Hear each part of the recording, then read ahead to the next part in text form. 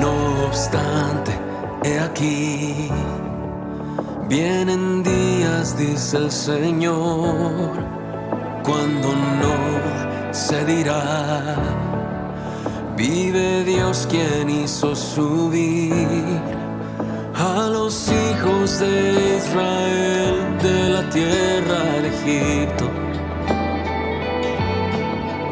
Viene un éxodo que es mayor en el fin de los tiempos, y se dirá: vive Dios quien hizo subir a sus hijos del norte y de todo lugar. Y aunque un tiempo los dispersó, los hará regresar desde toda nación. Pronto vendrá su Salvador, y de un extremo del cielo al otro los rescatará.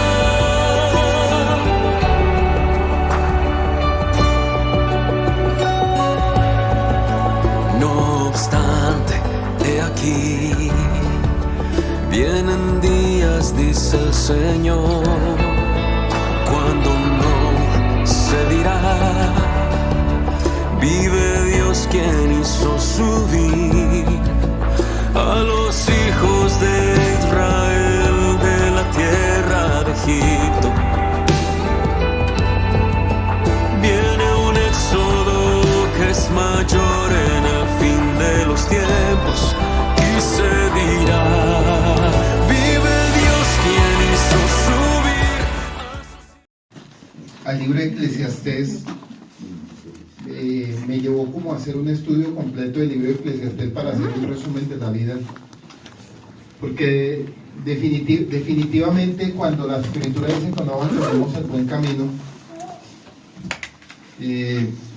uno piensa, analiza, que es duro decirlo, pero casi todo el mundo, aún de las mismas religiones, abandonaron el buen camino. Y es necesario que el mundo retorne si queremos ver la misericordia para la tierra, por todo lo que va a acontecer y lo que se viene para el mundo, no solo para un país ya. Todo lo que vaya a acontecer de aquí en adelante, estábamos acostumbrados siempre a escuchar que era un país o dos países. Pero ya que se escuche algo a nivel del mundo, eso como el COVID, que se vuelva a repetir pero de otra manera y en otra forma, no va a ser nada fácil. Y sabemos que todo eso el mismo Padre lo va a permitir para que el mundo vuelva al buen camino, porque pues si Él tuviera que venir, no hay nada que recoger ahorita. Si Él dijera voy a venir la otra semana, no hay nada que recoger. No hay nada, la verdad no hay nada. 7.200 millones de habitantes en este momento tiene el planeta Tierra, año 2024. Tiene 7.200. Y si usted hiciera una encuesta de quiénes andan en la verdad, en menos del 1%, o sea, el 0.5%. Entonces, es necesario que la tierra sea golpeada, porque la única manera para llamar la atención al mundo es siendo golpeado. ¿Cómo obedece el hijo? Cuando no entiende por palabras, hay que golpearlo y azotarlo. Entonces, vamos a entrar a un tiempo muy bonito para el mundo, porque para mí es bonito que Dios azote la tierra, porque pues eso va a llamar la atención. Para el que es emocional va a decir no es justo, pero para los que somos siervos de Dios vamos a decir es justo, porque es necesario para la venida del Mesías por segunda vez.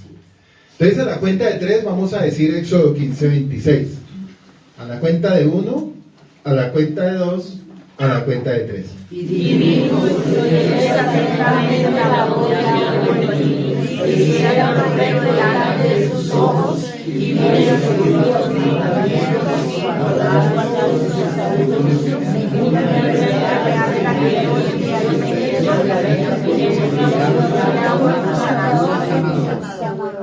La pregunta es, ¿fue consciente de lo que acabo de decir, cierto? Ah, bueno, listo.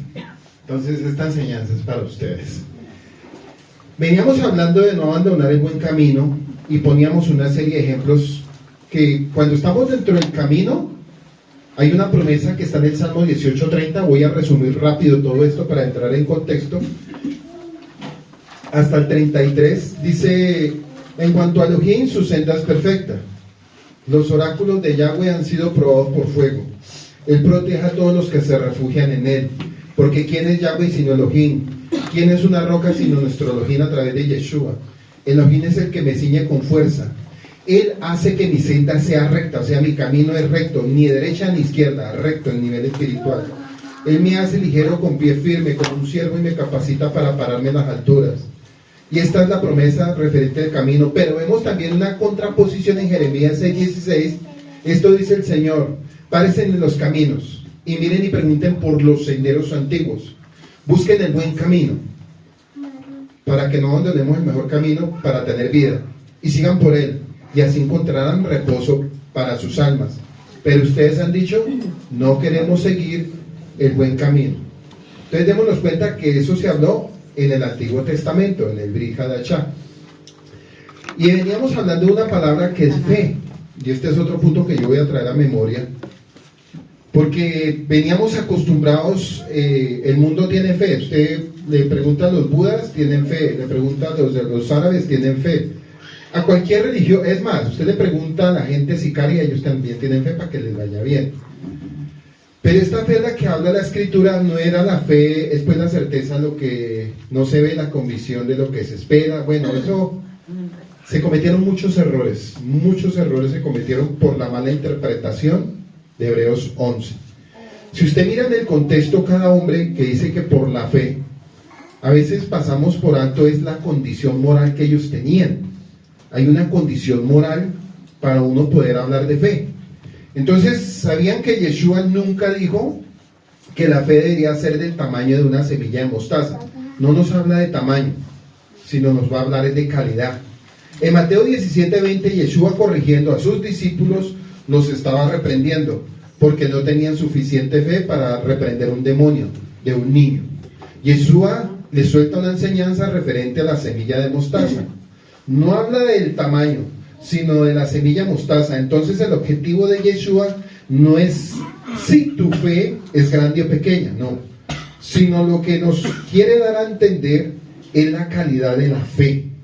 Entonces, ¿qué tiene de especial la fe con una semilla de mostaza? Lo primero es que la semilla de mostaza es ultra resistente. Aunque la pisemos o la quememos, no se rompe. ¿Y qué nos enseña esto? Que nuestra fe debe ser así, de fuerte, inquebrantable, pase lo que pase. Segundo, cuando la planta o cuando se planta la semilla de mostaza, crece rápido y se convierte en un árbol grande y fuerte. Y ver la conexión de la fe no puede ser estática o débil.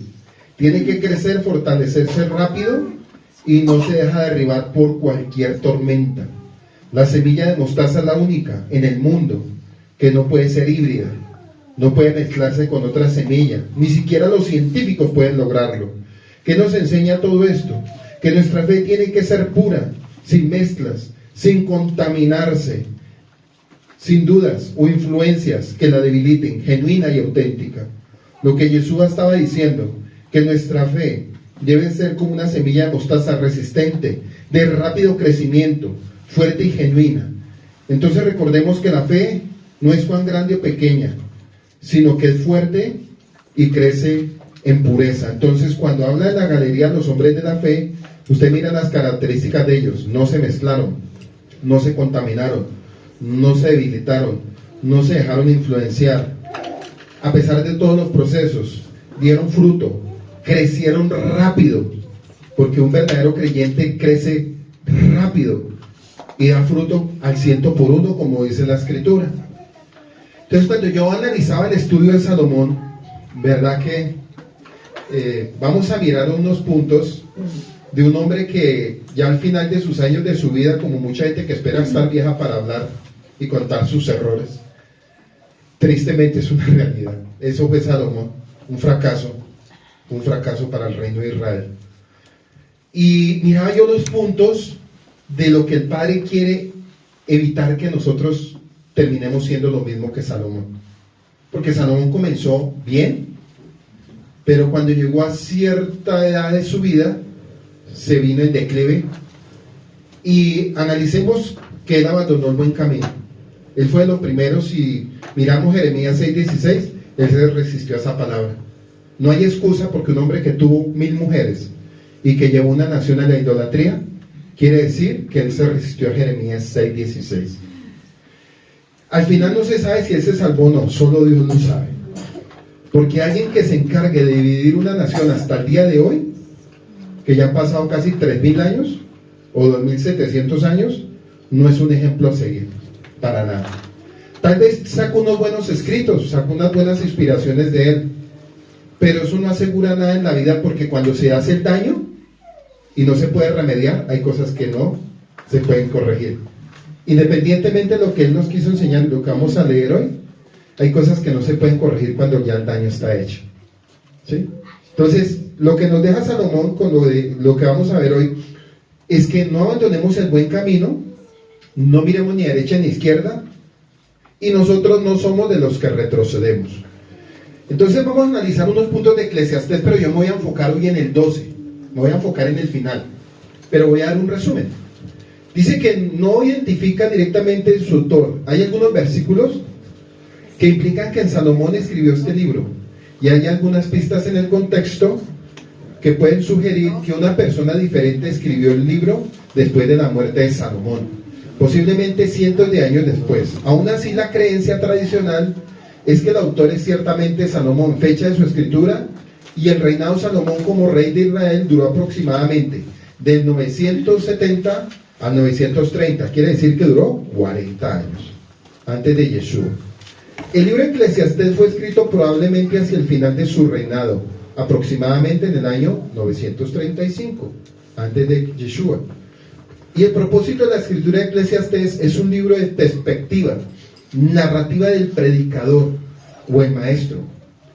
Revela la inestabilidad que inevitablemente resulta de buscar la felicidad en cosas del mundo. Y este libro de la oportunidad, o da una oportunidad a los creyentes de ver al mundo a través de los ojos de una persona, en este caso como Salomón, que lo tuvo todo. Él era el hombre más rico del mundo, aún como él nunca lo hay. Hasta el día de hoy no lo hay. Ni el jeque más rico del mundo, que está en Arabia Saudita, tuvo las riquezas que tuvo Salomón. Y usted mire la condición de los jeques hoy en día, que son los más ricos del mundo. ¿Qué hacen con el dinero? Compran carros, compran equipos de fútbol, compran los mejores edificios, son los dueños de Emirates, etcétera, etcétera, pero al final a Dios no lo tienen por ningún lado. Entonces, si nos devolvemos, Salomón tenía las mismas características, tenía a Dios, pero él rehusó a Dios. Los árabes, Dios les ha querido llegar al alma de ellos, pero ellos creen que con las riquezas y con sus creencias están cerca a Alá o a lo que ellos quieran llamar. Entonces, la condición de Salomón de aquel tiempo, que lo tenía todo, es como la condición de los jeques árabes que tienen para comprar equipos de fútbol, lo que usted quiera, o sea, lo que ellos quieran, dicen, tráigamelo ya y lo tengamos. Así de sencillo. Entonces, a través de esa mirada de Salomón, el Padre nos está enseñando cómo es la condición de los seres humanos sin Dios, independientemente que tengan lo que tengan. Y yo creo que aquí no hay gente rica ni como Salomón ni como los árabes. Entonces, sí, entonces eso hace que la humildad esté más por el piso. Entonces, que aunque muy sabia, está tratando de encontrar el sentido de la vida en las cosas humanas y temporales. La mayor parte de los placeres mundanos son explorados por el predicador, y ninguno le proporciona un sentido significativo de la vida. Al final del predicador llega a aceptar que la fe en Yahweh es la única manera de encontrar el significado personal. Mire, al final de su vida, casi después de 40 años, al final de su vida, le dio por decir, oiga, ¿verdad que ya es tiempo de buscar a Dios? ¿Por qué no lo hizo en el comienzo de su reinado? Y hubiéramos contado otra historia para la nación de Israel y no estuviéramos viendo el caos que él dejó. Entonces quiere decir que las condiciones de salirme del camino puede afectar mi vida y puede afectar una familia y puede afectar una generación completa, como lo vemos en la nación de Israel hasta el día de hoy. Entonces él decide aceptar el hecho de que la vida es breve y en última instancia inútil sin Yahweh. Y el predicador aconseja enfocarse en un Yahweh eterno en vez de un placer temporal, ¿sí? Eso lo estaba haciendo al final de sus días, cuando ya estaba viejito. Y la cuestión era que esto lo debió haber hecho de joven. Aquí yo analizaba el primer punto cuando yo estaba haciendo este estudio. Y no hay justificación porque así es, y me sostengo en esa palabra. Dios a todos nos llamó de jóvenes. Dios a todos nos llamó de jóvenes. Dios no llama ancianos, porque un anciano no sirve en la fe. Dios nos llamó a todos de jóvenes. Usted mire cuánta edad tiene desde que empezó a caminar con Dios. Y mire de qué momento le hizo el primer llamado. Piense cada uno a qué edad le hizo el primer llamado. Y el primer llamado es el que cuenta, y el día del llamado cuenta en el reino. Entonces, así como Salomón, Dios lo llamó de joven para que hiciera un buen reinado, cosa que no hizo porque se dedicó a los placeres y a las mujeres, y a comprar vanidad para tener todas las riquezas que tuvo Israel en ese tiempo, pero él no se enfocó en un punto importante, que era guardar las escrituras y la Torá en la nación de Israel, como lo había hecho entre comillas su padre David, a pesar del pecado que tuvo con Betsabé, el adulterio y el homicidio, pero él sí se arrepintió, y se arrepintió en el tiempo correcto. Él pecó una vez y se arrepintió para siempre, mientras que Salomón la cogió seguidita, a él no le importó. Entonces, para ver un padre diferente y un hijo haciendo otra cosa que no tenía que hacer. Entonces, eso nos enseña que el mundo no va a tener excusa de decir, es que a mí nunca me hablaron. Y la mayoría de gente joven dice, no es mi tiempo. Y resulta que en el momento que Dios le habló, empezó un conteo. Empezó un conteo por si alguien pensaba que eso no contaba. Él me dijo, eso se cuenta. Entonces, claro, la persona cuando se llama de joven puede haberla llamado a los 15, 20, 25, 30, 35, 40, 50, que es un jubileo. Lo pudo haber llamado. Porque Dios, ¿qué quiere? Que este sea un fruto bueno para que dé fruto. Porque ¿qué tal llamarme a los 80 años ya cuando me voy a morir el otro año? O sea, ¿qué va a hacer usted? Nada, eso no sirve. Si el apóstol Pablo dijo que el justo con dificultad se salva, y el justo con dificultad se salva durante un trayecto de la vida, y se salva es haciendo la obra de Dios.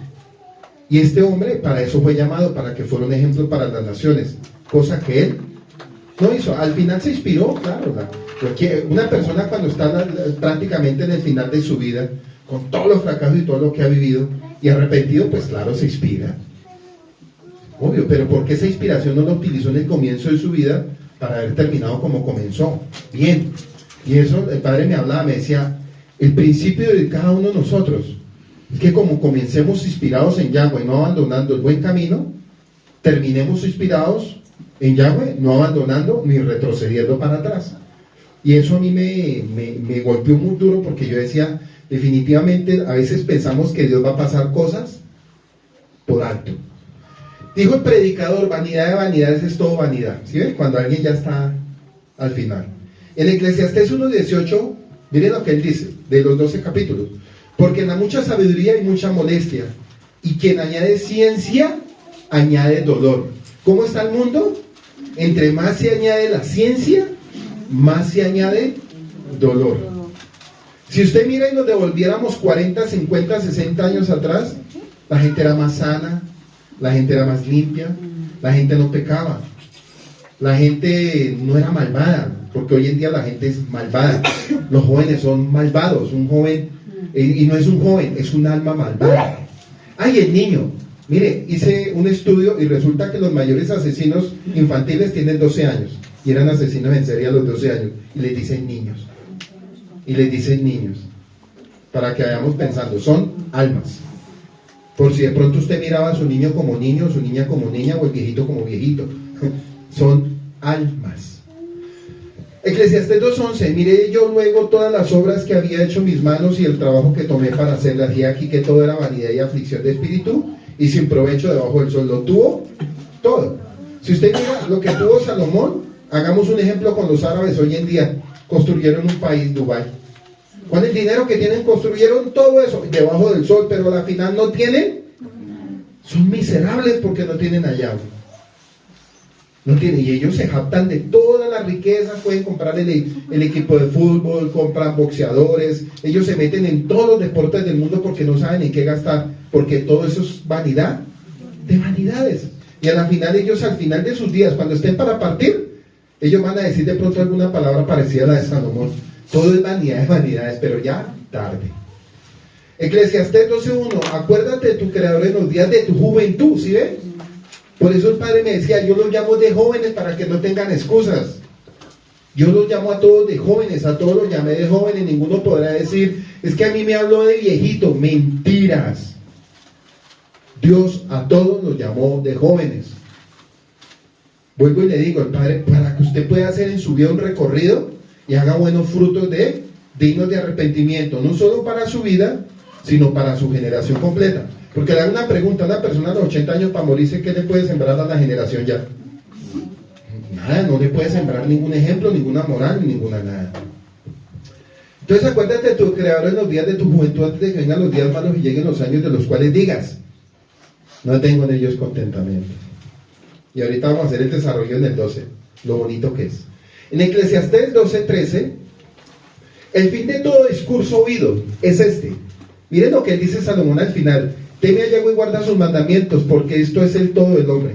Él lo dice después de 40 años. Ya sobre los 80. Imagínense. El breve resumen, dos frases son repetidas a menudo en Eclesiastés. La palabra traducida como vanidad en la Reina Valera es como absurdo o tonto. En la NBI aparece con frecuencia y es usada para enfatizar la naturaleza temporal de las cosas del mundo. Al final aún los logros humanos más impresionantes serán dejados atrás. Por eso dice la frase bajo el sol, eso quedará atrás. Y ocurre 28 veces y se refiere al mundo mortal. Cuando el predicador se refiere a todas las cosas debajo del sol, está hablando de las cosas humanas, terrenales y temporales. ¿Sí ven? Terrenales y temporales. Démonos cuenta que todos tenemos que en algún momento, todos tendremos que dar juicio, todos tendremos que ser enterrados en una tumba. A todos nos comerán las lombrices. A todos. Ninguno podrá decir, no, a mí no me va a comer las lombrices. A todo el mundo nos va a comer las lombrices. Sean flacos, sean gorditos, sea flaquito, sea el hombre más musculoso del mundo, mejor, más rico para la lombriz. Porque es buena carne para él. Entonces, todos tenemos que dar cuentas. Los primeros 7 capítulos del libro de Eclesiastés describen todas las cosas mundanas bajo el sol, en las que el predicador trata de hallar contentamiento. Y él prueba el descubrimiento científico. En Eclesiastés 1, del verso 10 al 11, él habla cosas científicas porque él fue dotado con sabiduría y filosofía. En el verso 13 al 18 del capítulo 1. En el capítulo 2 habla de la alegría. En el verso 3 del capítulo 2 habla del alcohol. En el capítulo 2:4 habla de la arquitectura. En el capítulo 2 del 7 al 8 habla de las posesiones y de los lujos, porque yo creo que él se mofaba de todo lo que él tenía cuando llegaban a pedirle consejería. Cuando venían todas las embarcaciones de muchos lugares del mundo, le traían presentes simplemente para que él les diera un consejo. ¿Sí? Un consejo que ni él lo pudo poner en práctica. ¿Sí? Casa de herrero asadón de palo, o sea, no tenía testimonio. Dice que es como hoy en día vemos, lo mismo, es como los predicadores hoy en día que hablan, pero a la final no están haciendo la voluntad de Dios, están hablando cosas vacías y todo es vanidad. Entonces el predicador dirigió su mente hacia diferentes filosofías tales como el materialismo para encontrar el significado, que eso está en Eclesiastés 2:19 al 20, y aún los códigos morales, incluyéndolos en el capítulo 8:9. Él encontró que todo era vanidad, una diversión temporal, que sin Yahweh no tenía propósito o permanencia.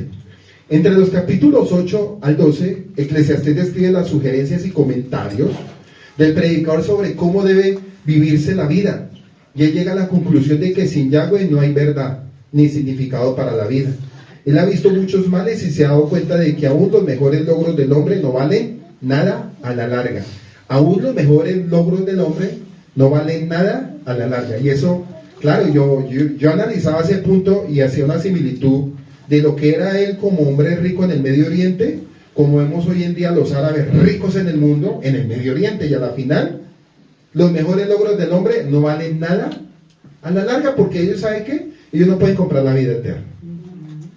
Por más ciencia que haya, ellos no pueden retardar el envejecimiento. O nos tenemos que morir así, tomen Revestrol, lo que tomen, se tendrán que morir tarde o que temprano, y ahí es donde todo su dinero y todo lo que codiciaron en algún momento va a quedar hay.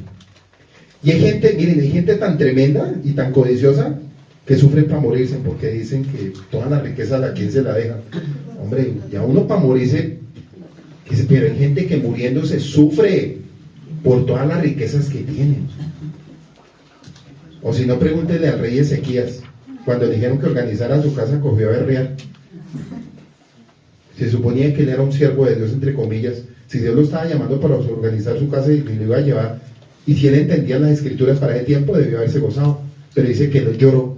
Y dése cuenta que esa llorada le salió cara a la nación de Israel también. Porque a través de su generación mataron al profeta Isaías. Entonces, hay cosas que Dios a veces quiere hacer, pero la gente se resiste a aceptarlas de la manera como vienen.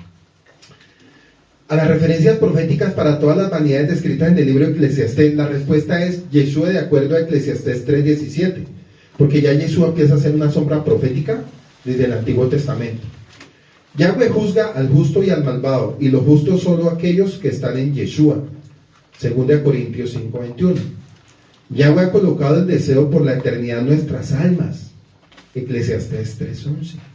Y ha provisto el camino a la vida eterna a través de Yeshua, Juan 3:16, que es una carta de invitación a los descendientes del pueblo de Israel, o sea, a los descendientes de Abraham, de Isaac y de Jacob. Se nos recuerda que luchar por alcanzar las riquezas del mundo no solo es vanidad porque no satisface.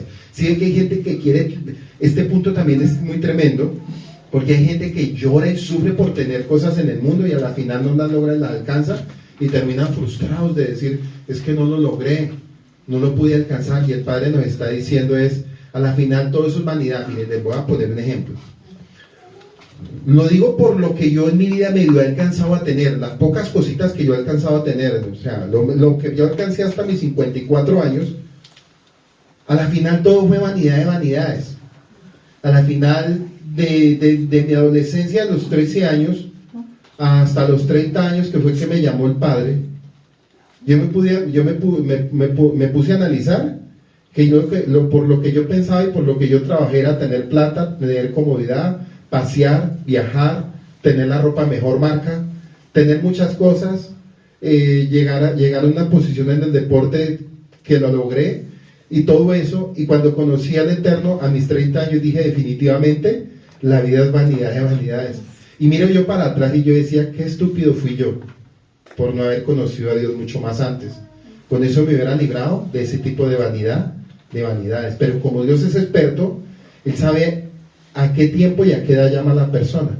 Pero yo lo digo sobre todo por los niños de esta comunidad, que ellos no tienen excusa para caer en este error de vanidades, porque ellos desde pequeño el Padre los está instruyendo para que no caigan en el error que caímos nosotros, en ese tipo de vanidad y de alcanzar o de tratar de buscar muchos logros que al final son cosas vacías del alma. Entonces se nos recuerda que luchar por alcanzar las riquezas del mundo no solo es vanidad porque no satisface. Eclesiastés 5:10, sino que aún si pudiéramos alcanzarla sin Yeshua, perderíamos nuestras almas. ¿Y qué provecho habría en ello? En Marcos 8:36, en última instancia, cada desilusión y vanidad escrita en Eclesiastés tiene una restauración del alma en Yeshua, quien es la sabiduría de Yahweh y el único significado. Entonces démonos cuenta que para ese tiempo, con esa sabiduría que tenía Salomón, debió habernos dado un ejemplo tremendo. Y hay un texto en Mateo 22:37 referente a no abandonar el buen camino. Dice Yeshua, cuando le hacen una pregunta a él, y él le responde de esta manera: amarás a Yahweh tu Elohim con todo tu corazón, fuerza física, y con toda tu alma, con todo tu interior, con toda tu alma y con todas tus fuerzas. Y parece ser que este mandamiento no lo entendió Salomón en un comienzo, y hasta el día de hoy muchos no lo entienden todavía. Lo recitan, pero no lo entienden. Cualquiera puede recitar un texto, y es muy fácil recitar textos, cualquiera puede aprenderse la Biblia, pero no cualquiera puede ejecutar cosas como un principio como este: amarás a Yahweh tu Elohim con toda tu fuerza física y con toda tu alma y con toda la fuerza, o sea, con todo, o sea, respirar Yahweh, Alguien que respire llave y diga, no, a mí no me interesa nada, solo es él. Pues alguien que hable así va a choquear a los demás creyentes. Entre comillas, lo va a choquear. Porque va a decir, no, pues tan amador de Dios, no, pues tan esto. ¿Ve? O usted no ha visto esos matrimonios tan bonitos que otro matrimonio a veces se llena hasta de celos. Dicen, uy, qué matrimonio tan lindo y el mío como en la inmunda. Sí, es la realidad. Esos matrimonios tan lindos que desde que se casaron hasta el día de hoy se aman, se respetan, se valoran, no se dicen groserías, no se maltratan, sus hijos están en sujeción, son personas de testimonio, son unos creyentes que, y uno dice, hermoso eso, ¿sí o no? Es muy lindo, pero lo estamos hablando, en este caso yo lo hago como un ejemplo hacia una persona, porque una persona puede dar ejemplo para muchos, como una persona puede ser un buen ejemplo para muchos, una persona puede construir para muchos, y una sola persona puede destruir para muchos. Lo hizo Salomón, uno solito. Con solo Salomón tuvimos para destruir la nación de Israel. ¿Sí?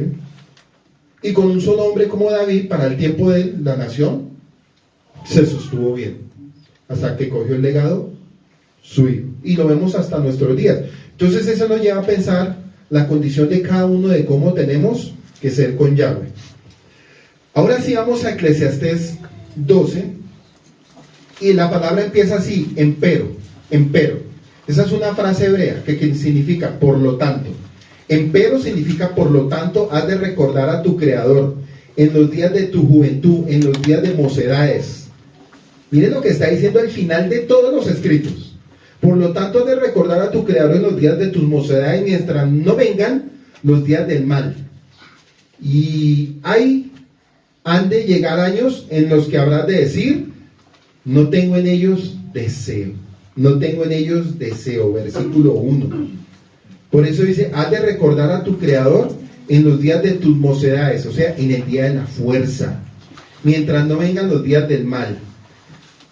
En este último capítulo de su libro, el predicador nos ofrece una metáfora del lenguaje y hace comparaciones implícitas, usando una palabra o frase que normalmente se designa una cosa con otra, acerca del ocaso de la vida y de la ancianidad. En el verso 8 del mismo capítulo 12, del verso 8 del capítulo 11, dice así, ya que si años muchos ha de vivir el hombre, en todos ellos ha de regocijarse, mas ha de recordar los días de oscuridad, pues que muchos habrán de ser todo lo que viene absurdidad interior, o sea, locura o tontera. Anterior nos había hablado acerca de la amenaza de los días de la oscuridad, que son los que suceden a la niñez y a la juventud. Días de oscuridad que son los que suceden a la niñez y a la juventud. Cuando el niño nace, su enfoque no es muy claro, porque ellos no pueden ver los colores ni percibir los colores. Y cuando la persona está envejeciendo en los días de su vejez, cae en la condición de que ya no puede ni ver, ni oír, ni palpar muchas cosas. Y ahí está hablando Salomón de su condición de cuando fue niño, pero también de su condición como está terminando los últimos años de su vida. Pero aquí el punto, lo que él está hablando y lo triste que lo que él está como reconviniéndonos a nosotros es, esta fue mi condición apartado de Dios. Pero ustedes no vayan a cometer el mismo error. Todos tenemos que pasar por la condición de la oscuridad de niño y tenemos que pasar por la condición de la oscuridad de vejez en cuanto a la salud, y ahorita lo vamos a ver. Pero el punto aquí lo que nos está hablando es que en medio de todo eso, nuestra alma esté limpia y esté bien delante de Dios. O sea, como terminó Jacob al final, como terminó Isaac al final, que decía que él no podía ver, que porque estaba medio cegatón, pero él sí sabía lo que estaba haciendo porque era un hombre del espíritu. Entonces él no era ningún cegatón, él sabía lo que estaba haciendo, porque él era un hombre del espíritu, porque en él no hubo pecado. En Jacob tampoco hubo pecado, en Abraham tampoco hubo pecado, pero en Salomón sí hubo pecado porque destruyó una nación y la dividió. Y lo que nos está nosotros diciendo es, tengan mucho cuidado, porque lo digo como testimonio propio. A la final de la vida, de los años de mi papá, a los 78 años, a mí nunca se me va a olvidar, y él venía de familia pastoral, Mi papá, la mayoría, toda la familia de él en la costa, venía familia de pastores, de muchos pastores y de comunidades grandes, pero decían que él era una oveja negra porque él no quiso nada con Dios.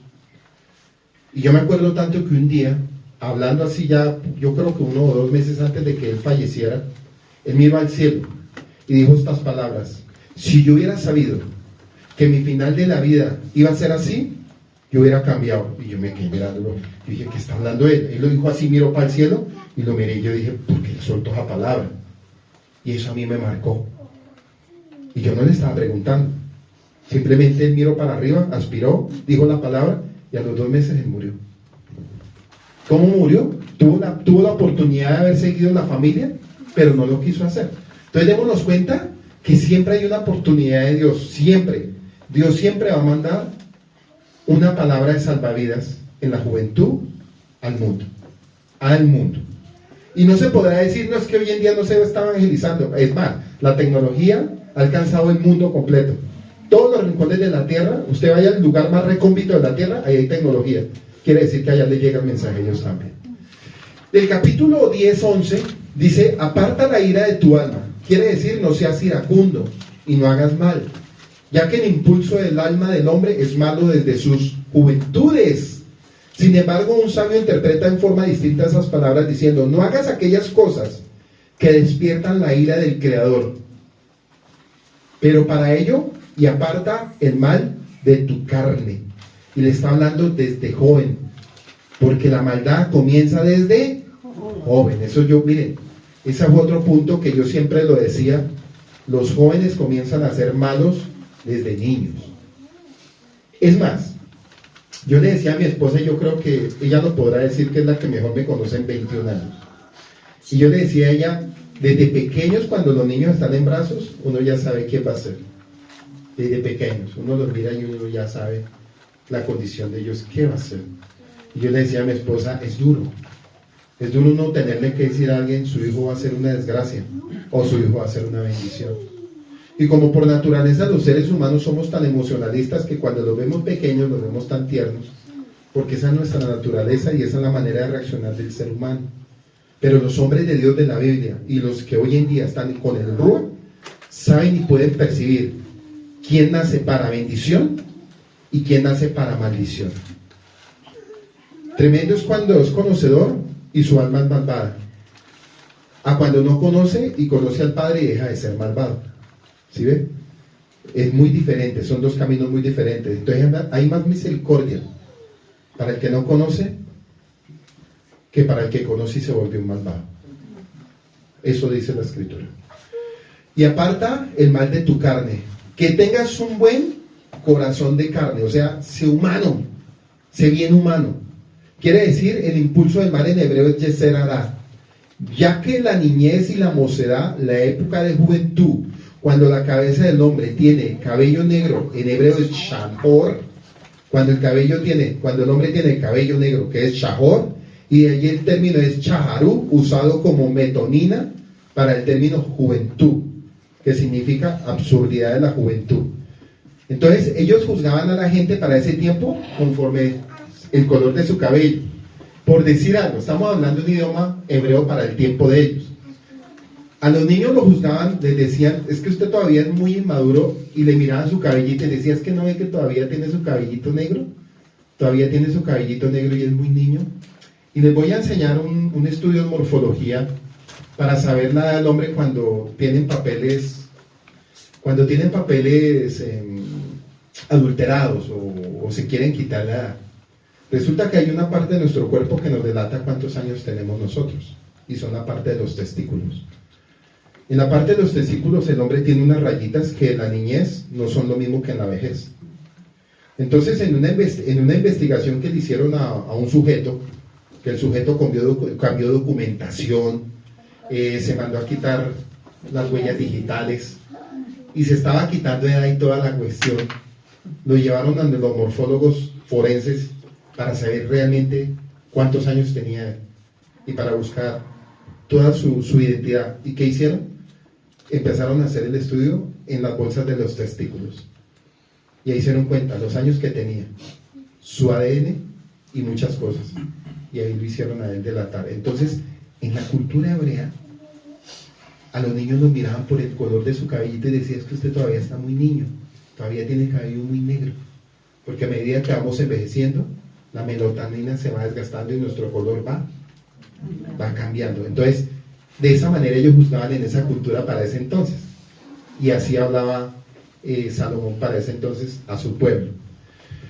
Como una cosa sin importancia. En esta ocasión se refería a la ancianidad empleando un lenguaje alegórico que alcanza una belleza literaria y una delicadeza y un respeto hacia esa etapa de la vida casi inigualable en todas las escrituras. A modo de introducción, citaremos aquí las palabras que con Flavio Josefo al rey David, su hijo, Salomón, que le había ofrecido vivir con él en Jerusalén, donde David lo mantendría por el resto de su vida de edad de 80 años. Soy yo, dice David, el día de hoy, ¿acaso podré reconocer lo bueno de lo malo? ¿Acaso podré saborear tu servidor lo que haya yo de comer, a lo que haya yo de beber? ¿Acaso yo podré oír más la voz de los cantores y de las cantoras? ¿Y para qué habrá de ser tu servidor más por carga para mi señor rey?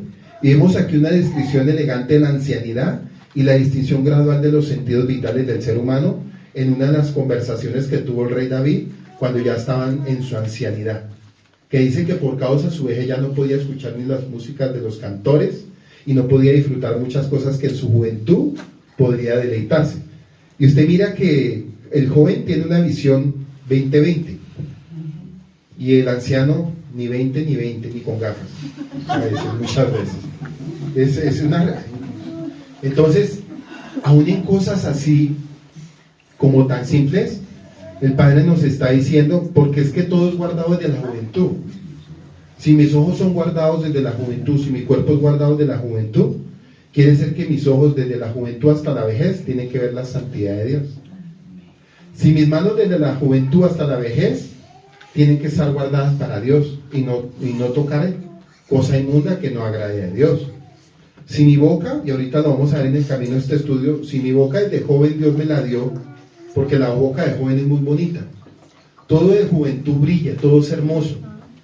Yo un día dije a mi esposa, un día hace 23 años, una niña muy hermosa, muy bonita, y Dios me usó para decirle unas palabras que le marcaron a ella, porque en la vida de ella algo era vanidad de vanidades, la belleza y la mocedad de su hermosura, su cabello largo, todo. Y un día yo le dije: mírate al espejo, eso tan hermoso que hoy en día tú ves, muchos lo quieren tener, pero cuando eso se acabe su belleza va a ser como un traje nuevo que todos lo quieren estrenar, pero cuando ese traje esté viejo y harapiento, nadie lo va a querer usar. Y le dije: aprende desde ahora a ver tu vejez en tu juventud, para que no sufras en el resto del camino de tu vida. Eso se lo dije recién conocidos, porque ya Dios me venía enseñando muchas cosas en el primer año de la fe. Es aprender uno a entender que desde el principio Dios te capacita para que tú no vuelvas a pecar más. ¿Y para qué habrá de tu ser servidor más por carga para mi Señor? Vemos aquí una descripción elegante de la ancianidad y la distinción gradual de los sentidos vitales del ser humano. En cuanto a la metáfora describiendo el ocaso de la vida o la ancianidad, es un recurso literario empleado también por los sabios del Talmud. Y vemos que en el TV Shabbat 152, en cierta ocasión el César recriminó a un rabino, Ben Hanai, preguntándole por qué no había ido a determinado lugar, o lo que el sabio respondió: la montaña está recubierta de nieve, sus derredores están helados, los perros ya no ladran más y los molinos ya no muelen más. Y otro sabio en su comentario a esta metáfora dice que la montaña nevada hace alusión a la cabeza, las canas, que ya están blancas, mientras que los derredores helados representan el bigote y la barba encanecida. Los perros que no ladran representan la voz. ¿Cómo termina en su juventud usted? ¡Oh! Y en su vejez. Claro. Eso. Todos vamos a terminar hablando a la final así algunos. Es la realidad. Entonces representa la voz que ya no tiene fuerza. Y los molinos que muelen son los dientes, que ya no pueden cumplir más su función. Antes nos comíamos un pedazo de carne completa, de viejito, mueran al viejito, porque si no la torre no muere. Pero, ¿cuál es el fin de todo esto? No estamos hablando de salud, estamos hablando de una entrega desde la juventud hasta la vejez, porque es que esperamos, esos viejitos que al final se arrepienten, como el que estamos leyendo aquí, que la cabeza blanca, que la barba blanca, ya los dientes casi que llevados y la carne molida, y Dios lo llamó joven y no se le dio la gana, y viene viejito y así bien llevado, ya Dios que lo va a usar así, hermano. Se supone que a esa edad ya uno tiene que estar cantando las victorias de lo que hizo en todo su camino anterior de la vida, y no esperar que uno ya esté viejito para decir, no, pobre Cucho no hizo. Esa es la realidad. O sea, pues me suena un poco feo lo que estoy hablando, pero ¿sabe qué? Eso primero va para mí, porque yo decía, ¿verdad que Dios nos da la oportunidad, nos llamó de jóvenes? Y no esperemos estar viejitos ya cuando ya nos están pidiendo la casa, o sea, el cuerpo, nos están pidiendo, bueno, ya. Entonces no esperemos que vengan esos tiempos de dolores o de remordimiento de decir, ¿por qué yo no lo hice antes? Porque así, miren, el ser humano es así, y no digamos que no, ¿por qué yo no lo hice? Y esos son los que viven de viejas glorias, porque no pudieron hacer lo que de pronto Dios les dijo, usted lo pudo haber hecho en la edad de su juventud, pero usted se preocupó más por su propia vida personal, por su egoísmo, por sus vanidades, que por hacer la obra a lo que yo le mandé a hacer. Entonces tiene fuerza, y los molinos que no mueren son en realidad los dientes que ya no pueden cumplir más su función. Basándose en esta interpretación, analizaremos el lenguaje simbólico que emplea el predicador, porque Salomón estaba hablando de eso al final de su vida también. Y uno pregunta, ¿y por qué nos habla eso de él? O sea, ¿por qué en Eclesiastés 12 nos habla cosas así? Y los sabios utilizaron Eclesiastés 12 para hacerle un mejor desarrollo de interpretación para aquel entonces. Flavio Josefo, Rachia, Barbanel, todos esos talmúdicos de aquel entonces, en eso sí le pegaron. En lo único que sí le pegaron bien fue en eso. El resto en el Mesías no le pegan a nada. ¿Qué significa el que congrega? El que reúne sabiduría, el predicador, para describir el envejecimiento de los órganos del cuerpo. En el versículo 1, dice, en el verso 1, mientras no vengan los días de mal, según es una referencia a la pérdida de energía y fuerza que acompaña la ancianidad, en lo que habrá de decir, no tengo en ellos deseo. Cuando digan no tengo deseo ni ningún deleite en la vida de este mundo. Paremos acá. Normalmente cuando se llega a una edad de ancianidad, la persona ya no quiere más. Ya dicen, déjenme aquí sentadito, váyanse ustedes, o háganlo ustedes, a mí déjenme aquí en la casa. Yo ya no tengo paciencia para caminar. O usted no se da cuenta que esa es la condición que se hace normalmente con la mayoría de gente de esa edad. Dicen que saquémoslo a caminar, porque eso se escucha, saquémoslo a caminar, no lo dejemos en la casa, pongámoslo a hacer algo para que tenga la mente ocupada, o si no se vuelve loco. Pero aquí Salomón no está hablando de eso.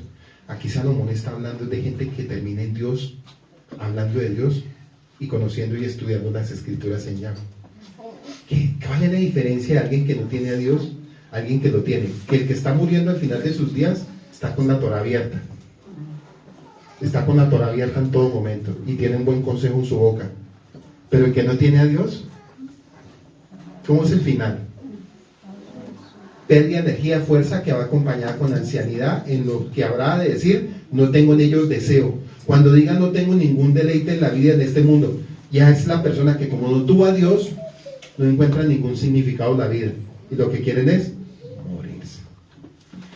Entonces, ¿qué significa que el que congrega, el que reúne la sabiduría, nos dice que no debemos esperar esa situación y sorprendernos ante nuestra creciente incapacidad, sino más bien recordar nuestro Creador en nuestros días de plenitud, juventud, cuando los equívocos espirituales o éticos todavía son reversibles. ¿Sí ven? Todavía son reversibles. Un joven, revertir la vida de un joven, revertir la vida de un niño, revertir la vida de un adolescente, porque revertir la vida de un anciano, ¿para qué? Eso dice Salomón. Y lo dice por la condición de él. O sea, lo que pasa es que a veces nos predican cosas como muy livianas y nos dicen, sí, lo hacen ver muy bonito, pero no era así. No era así. Él estaba llorando cuando estaba escribiendo esto, él lloraba por el dolor de lo que él había cometido en su vida y de no haberse arrepentido, por haber abandonado el buen camino. En el 2, mientras no se oscurezca el sol y la luz y la luna y los astros y hayan de retornar las nubes en pos de la lluvia. En el verso 2, mientras no se oscurezca el sol y la luz, los cielos de la niñez se nublan. Los cielos de la niñez se nublan en contadas y breves ocasiones. La lluvia cae y por consiguiente las nubes se estiman y desaparecen. Empero, por lo tanto, los cielos de la ancianidad están ennegrecidos siempre, y es como si las nubes regresaran después de la lluvia. Y un sabio agrega que entonces la visión de la persona se hace tenue por la protusión de las lágrimas y el llanto por todos los sufrimientos que han pasado sobre ella, en base a este verso 2. Lo vuelvo y lo repito: los cielos de la niñez se nublan en contadas y breves ocasiones, llorar.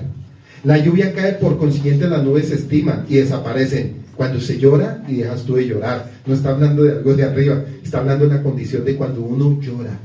Cuando uno llora se nublan las vistas, como cuando se nubla el cielo, pero llega un momento que se aclara la vista cuando tú dejas de llorar. Entonces no nos está hablando de algo, no miren el cielo, no, está hablando de la condición de la persona, haciendo una alusión a lo que sucede cuando llueve. Y esa es la condición de nosotros.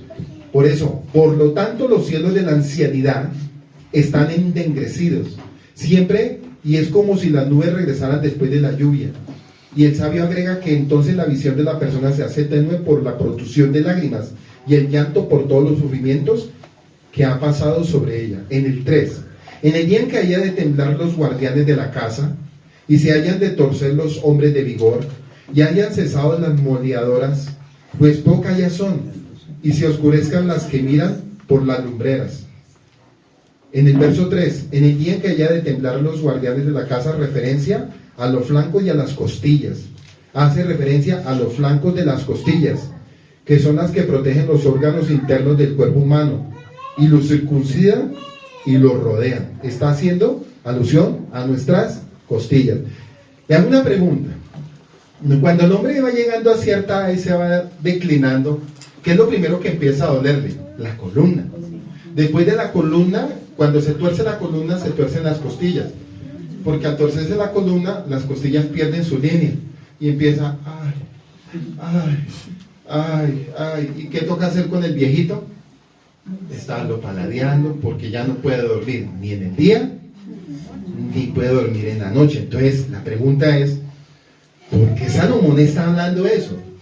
¿Acaso qué tenía que ver esa condición de lo que él está diciendo con lo que está escribiendo? Lo que él está hablando con todo este punto es tremendo.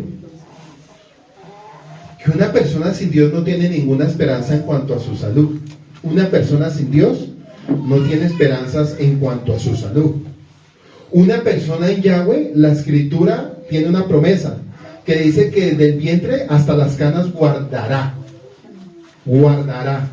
Y no solamente es guardar en salud, sino guardarlo también para el día de el juicio y de la salvación.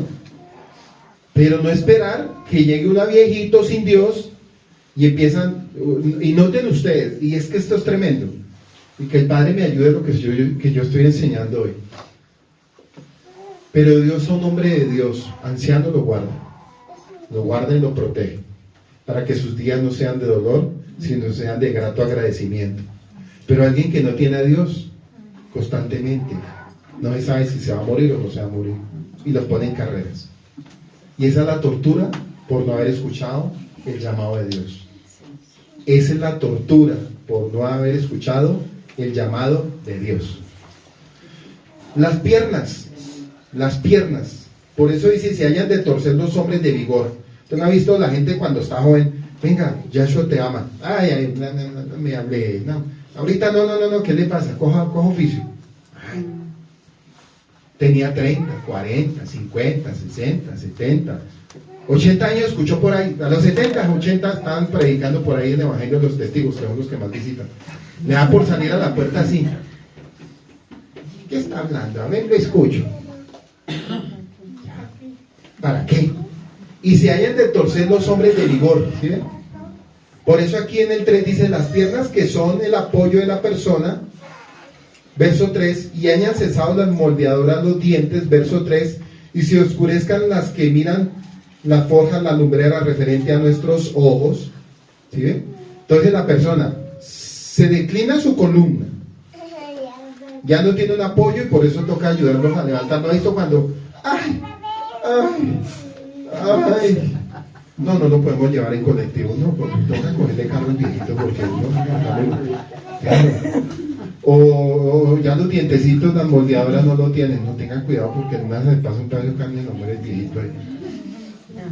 O los dientes, es que yo ya no veo. Y tiene unas gafas como el de gruesor de este dedo. No ve nada. Y Dios le dio la oportunidad a la juventud de que pudiera escoger el buen camino, que pudiera escoger el valor de la salud. ¿Por qué yo digo esto? Porque el Padre me ministraba mucho en esto en cuanto a lo que Él va a hacer en la vejez de los verdaderos de esta casa. Me dijo, los voy a guardar a los verdaderos, vuelvo y repito por segunda vez, a los verdaderos, por tercera vez. 4. Cuando se haya cerrado las puertas en el zoco, al reducirse el sonido del molino y se haya de levantar al sonido del pájaro y haya bajado todas las hijas de la canción. Verso 4. Y cuando se hayan cerrado las puertas, hace alusión a las cavidades y orificios de los que están dotados de organismo del ser humano. Alusión a las cavidades y orificios de los que están dotados el organismo del ser humano. Verso 4. Al reducirse el sonido del molino, quiere decir cuando se está debilitando la capacidad del estómago para digerir los alimentos.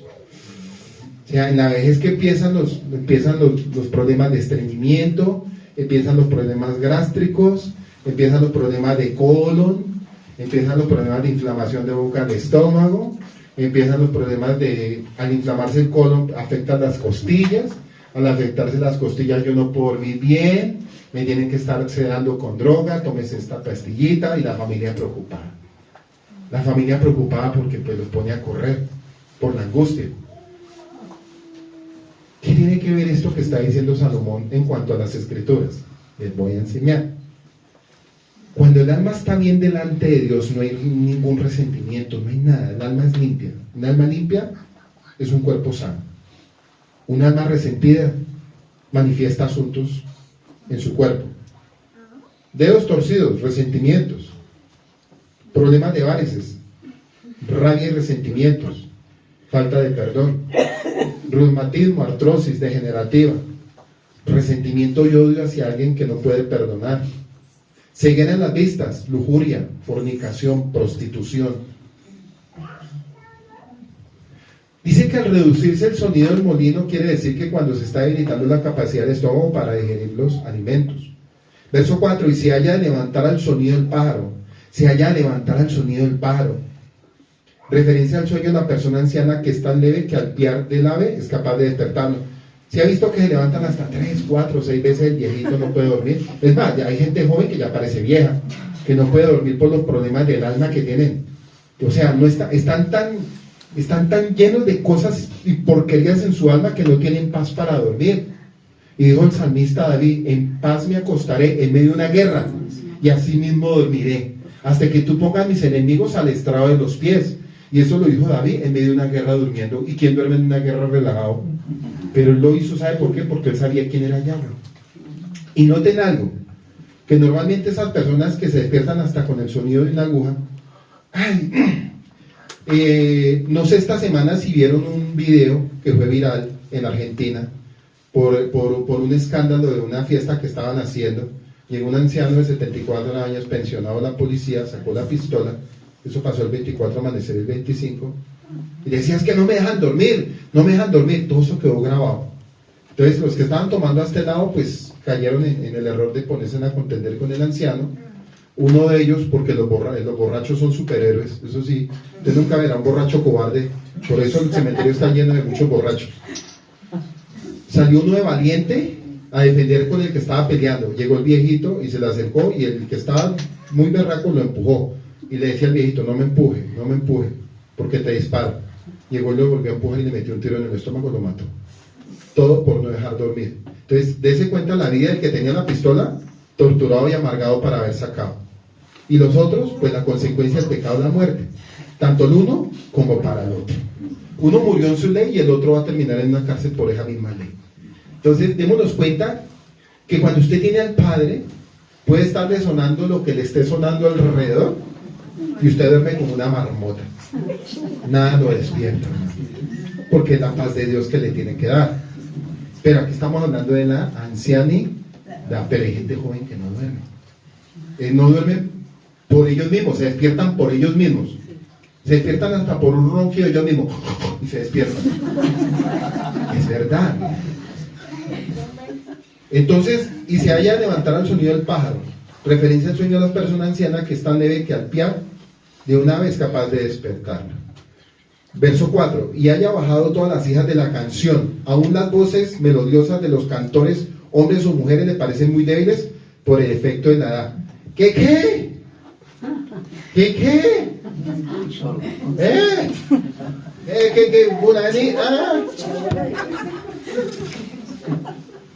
Así estaba la condición de Salomón en sus últimos días. Él no está hablando por otros, él está hablando por él. Él no habla por otros. La gente piensa que él hablaba por los vecinos de Israel. Él está hablando por su condición de, oiga, terminé tan mal. O sea, él mismo estaba llorando y contando una historia de su relato al final de sus días. Decía, ya no oigo. Y pude haber escuchado en mi juventud la voz melodiosa de los cantores. Pude haber escuchado la voz melodiosa de mi padre. Pues ya para qué de anciano va a escuchar lo que no quiso escuchar. Imagínense. ¿Ya para qué? Si tuvo la oportunidad de haberlo escuchado todo de joven. Por eso no esperemos que nos lleguen los años para decir, ahora sí lo voy a hacer. ¿Qué hay que hacer? ¿A dónde hay que ir? ¿Ya para qué? Lo que usted no haga ahorita, lo que no hizo de joven, en el momento que lo llamó, cuenta. Porque el padre sí me dijo eso. Desde el momento que yo lo llamé, independientemente, comienza un conteo de vida en la fe. En 2 Samuel 19:36, para que lo anoten. En el verso 5 dice, cuando también de lo alto temen y hay sustos en el camino.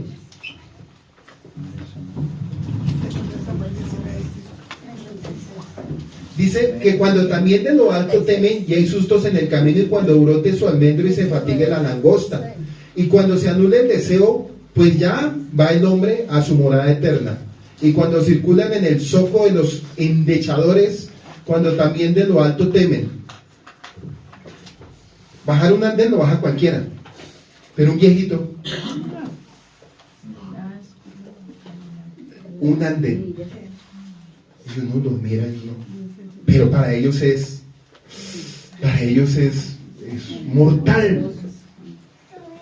Y Dios nos está diciendo, obedezcan si quieren evitar esos dolores en la vejez. No solo el Padre nos está asegurando y nos está brindando una salvación, también nos está brindando salud, hermano. Sí. Dice así, de los pequeños montículos, esos viejitos que van, y uno mira que es una travesía para bajarse. Hay una señora en la cuadra de nosotros, que yo la miro y digo, Dios mío, ¿por qué no te has acordado de ella? De la casa de ella, aquí a la esquina el recorrido es de 40 minutos, de mi casa a esta esquina, y ella anda con un caminador y es, ¡ay! Pasa por el frente de la casa con el caminador, ¡ay! Y yo salgo y la miro y yo, Dios mío, Señor, esa señora, ¿por qué está viviendo esta condición? ¿Qué pasó, Dios mío? ¿Qué hizo ella? ¿Qué hay en ella? ¿Qué oportunidad le diste a ella que ella la menospreció y no la quiso recibir? Entonces, ese tipo de personas son los que en algún momento aborrecieron los asuntos de Dios. Por causa de los pequeños montículos que pudiera haber en las calles, el anciano teme salir, no sea que vaya a tropezarse con ellos. Por eso muchos adultos no salen, dicen, ay no, yo no salgo, pero vea, mamita, salga. No. ¿Por qué? Porque ya están predisponiendo que van a... Por eso ellos dicen, yo no salgo para no ser estorbo. Esas son las palabras de un anciano ya a su edad adulta. Dice, yo no salgo para no ser estorbo, vayan ustedes y disfruten. ¿Y ese es el plan de Dios? No. El plan de Dios es que gocemos hasta nuestra ancianidad, si puede, como muchos hombres de Dios terminaron. Predicaron a los 87 años, predicó y se murió mañana. Uy, qué muerte tan hermosa, y es lo que esperamos todos. Entonces, y no de pronto No, dejen al viejito ahí, pero es que no lo podemos dejar solo y no nos mata ahí de pronto entrando al baño. Entrando al baño. Mire, no más diciendo entrando al baño. O se van a bañar, no, alguien pendiente ahí en el baño, ahí, bueno, pues no dejen cerrar la puerta. Todas esas cosas, claro, eso es desesperación del alma. Para la persona, pero también para su familia. Entonces el Padre nos está enseñando en base a lo que Salomón estaba viviendo al final de sus días. Y vamos a entender el final del texto, por qué suelta esa palabra tan clave. Versículo 5, y hay sustos en el camino, temores y miedos múltiples de los caminos el anciano tiene. 5, y cuando brote el almendro, esto hace referencia a las protuberancias óseas. O sea, después de la vejez empieza la malformación, empiezan a salir protuberaciones en el cuerpo cuando la persona está viejita, lo que le llaman lipomas o tumores. Empiezan a salir en todo el cuerpo a formarse por causa de la degeneración genética del cuerpo, por causa de la misma vejez o por causa de algunas enfermedades que el cuerpo esté batallando en ese momento. Verso 5, y se la langosta, hace referencia a las nalgas y hace referencia a los tobillos. Eso está en el verso 5. Hace referencia a las nalgas y hace referencia a los tobillos. Resulta y sucede de que en el ámbito osteomuscular, les voy a enseñar este punto muy importante. La estabilidad del cuerpo no solamente está en la columna, está en los tobillos y está en la nalga. Suena chistoso, pero les voy a enseñar. Cuando una persona tiene buenas nalgas y llega con buenas nalgas duras a la vejez, tiene fortaleza la columna. Por eso es un almendro. Es como un palo de almendro. Cuando le dice Yahweh a Jeremías, ¿qué ves? Veo un palo de almendro, ¿sí? Pero aquí estamos haciendo en cuanto a la salud. El palo de almendro es la columna con las nalgas. Entonces, una persona que tiene unas buenas nalgas a los 70, 60, 80, tiene una nalga dura y no, se le fue la mano, no tiene ni cola, es la gente que tiende a sufrir más de osteoporosis y de lesiones en el tobillo, en la rodilla y en la cadera. Por eso se ve tanta lesión de columna y de todo el sistema rotativo de la rótula y de los tobillos. Entonces, eso está hablando Salomón. Y cuando se anule el deseo, está aludiendo al deseo sexual y aporta las pruebas lingüísticas pertinentes. Imagínense, él hablando del deseo sexual con todo lo que él hizo.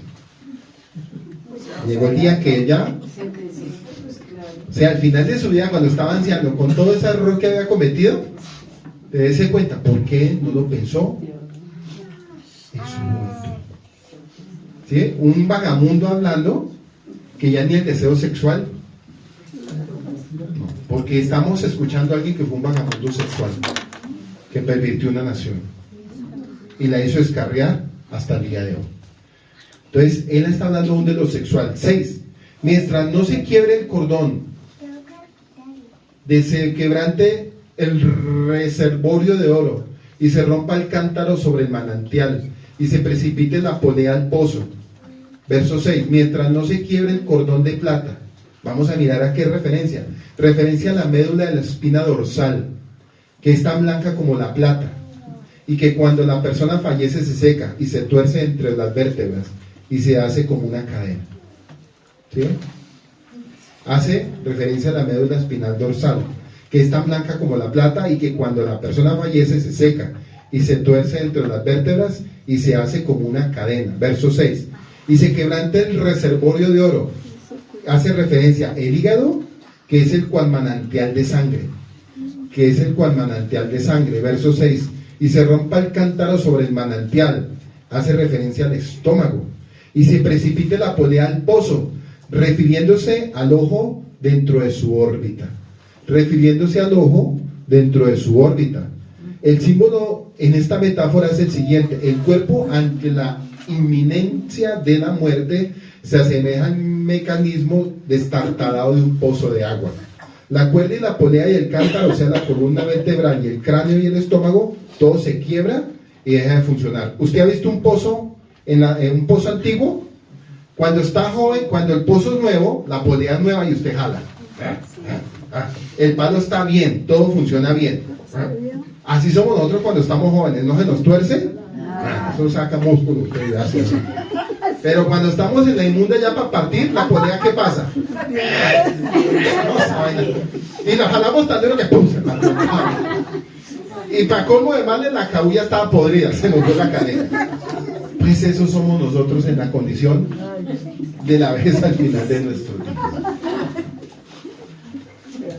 Eso, Salomón haciendo referencia cuando iba a mirar a los pozos donde iban a recoger agua las doncellas. Mire Salomón cómo veía las cosas. Él de joven iba y miraba cómo sacaban las doncellas el agua. Pensemos, a ese tiempo, uy, cómo sacan el agua, y él miraba la polea y todo. Y después vio una cuestión de esas viejas, y al pasar de los años, a él se le ocurrió pensar y dijo, cuando yo estaba joven era como este pozo nuevo. Y ahora que estoy bien viejo, estoy como este pozo. Mire, lo jalan, cruje, se partió, se rompió la cabulla y esto. Y los ojos, ni para qué, porque se rompen. Está hablando un hombre arrepentido, que cometió los peores errores de su vida, como rey de Israel. Y se llevó su vida y una nación por delante. ¿Qué quiero enseñarles para hacer una parada y seguir con esto?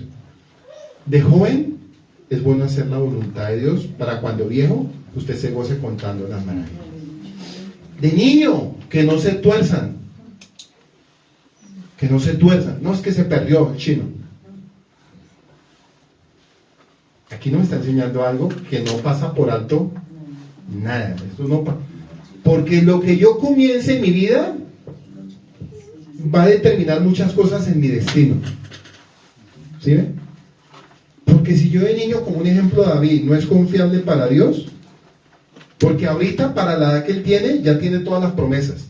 Si él no peca, tiene promesas hasta la vejez. Si él no peca, si Josué no peca, si Ana Victoria no peca, si los niños que están acá no pecan y se sostienen hasta la vejez, hay una promesa que el Padre se la va a sostener hasta el último día.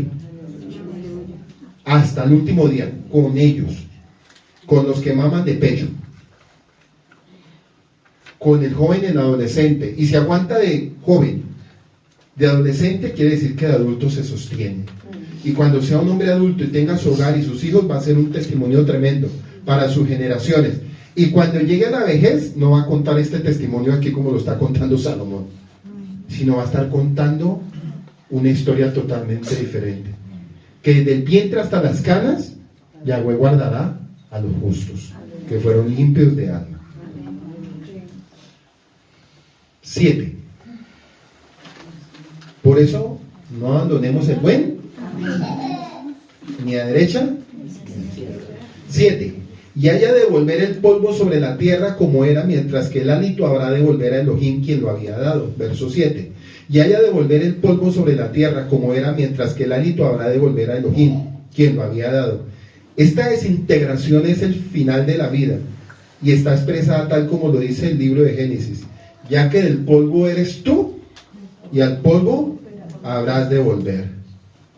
Génesis 3, 19. Y nos recuerda que este versículo, el predicador, el que congrega, el que reúne sabiduría, desmiente a aquellos que dicen que el hálito de vida es un accidente, ya que el accidente no vuelve a repetirse por su parte. Dice que una vez que la parte terrenal del hombre vuelve a su origen, su alma vuelve a Elohim para rendir cuentas. Por eso en Hebreos 9:27 dice, está establecido para el hombre que muera una vez y después de la muerte el juicio. Y dése cuenta que en las funerarias cometen un grave error de decir descansó en la paz del Señor. Que Dios nos permita que los que fallezcan de esta comunidad al tipógrafo le digan estas palabras: murió para el día del juicio, Hebreos 9:27, y lo pongan así, no se les olvide, para los que vayan muriendo de esta comunidad, y no digan, no murió, descansó en la paz del Señor. No. Murió para el día del juicio, Hebreos 9:27. Suena mejor y es la realidad. ¿Sí ve que hasta en eso los muertos le huyen? Le hacen el quite, que es que descansó en la paz del Señor. Ay, Dios mío. Entonces, Cabe destacar que la idea expresada en este versículo ha servido de base de oración matutina diaria que comienza con las palabras Elohai Neshama o Nechatabá Bi o Yahweh, que quiere decir el alma que tú me has impulsado o el alma que tú me has dado. Por eso las oraciones constantes en el Padre, la oración rogativa. ¿Sí? No esperar que venga una situación, Señor, mira mi condición, Señor, mira la casa, Señor, mira el dinero, Señor, mira el trabajo, Señor, no, sino constantemente en el tiempo bueno y en el tiempo malo, seguir con esa relación con el Padre. Si los árabes que no conocen la verdad tienen 5 oraciones al día y ellos cargan su tapetico en una bolsa, en una maleta, y de un momento a otro se llegó el horario y donde estén se paran y ahí se botan. Y uno dice, venga, donde estén, a la hora que es la oración, ellos se botan en el lugar donde estén. Porque es una oración matutina para ellos. Y ellos no conocen la verdad que conocemos nosotros. Ahora nosotros que conocemos la verdad, ¿cómo tiene que ser nuestra relación de comunión con Él? Dice la Escritura, que es un verso corto, orad en todo tiempo. Dice, orad en todo tiempo. Quiere decir que su mente, ¿dónde tiene que estar conectada en todo momento? Porque cuando usted, miren, es hermoso, porque constantemente cuando usted está meditando en el Señor, a usted no le queda lugar para pensar en bobadas. O sea, usted está pensando todo momento en el Señor y meditando en su palabra, usted no va a pecar y va a vivir constantemente tranquilo. Pero si usted es de los que oran en el momento que le fue malo, que algo no le salió bien, ni crea que el Padre lo va a escuchar. Él no es bobo como el papá terrenal. El papá terrenal se puede manipular fácil, pero el papá creador del cielo y de la tierra, a él no le podemos decir, ay no, porque nos está mirando constantemente cuál es nuestro comportamiento y nuestro estilo de vida en lo oculto, donde nadie, ahí es donde uno califica, porque donde nos ven usted no va a pecar, pero donde no lo ven, ¿qué hace el paciente y el Padre? Ah, muy lindo, como dice el disco, así te quería ver. Así. Entonces, a veces queremos que Él sea el salvavidas en medio del pecado cuando uno mismo ha abierto las puertas de la maldición. Entonces tenemos que tener mucho cuidado con eso también.